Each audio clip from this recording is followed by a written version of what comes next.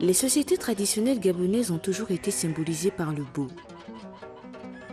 Aussi bien chez les hommes que chez les femmes, les tresses, les coiffures, les bijoux, les colliers, les parures et autres ont toujours été originaux et colorés.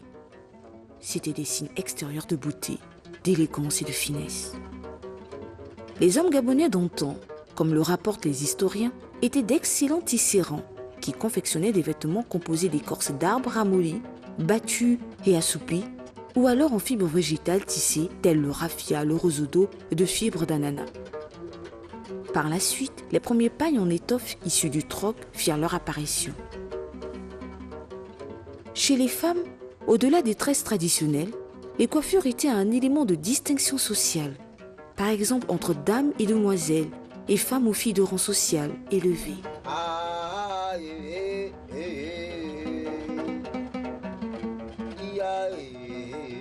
Ces coiffures réalisées parfois pendant des heures ou des jours étaient rehaussées par des colliers de perles, des bracelets, des boucles d'oreilles en cuivre, en ivoire ou en corée. Parfois, quelques épingles disparaissaient dans le feuillis du monument chevelu.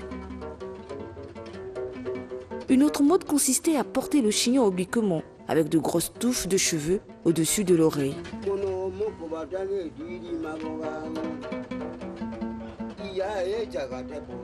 Les hommes gabonais n'étaient pas en reste.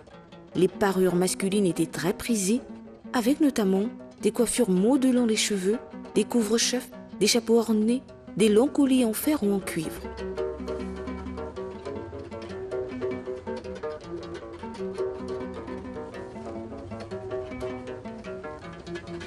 Enfin, à l'opposé d'autres civilisations africaines, les femmes gabonaises se maquillaient peu. Les rares moments, c'était lors des cérémonies traditionnelles spéciales de danse, de commémoration ou d'initiation.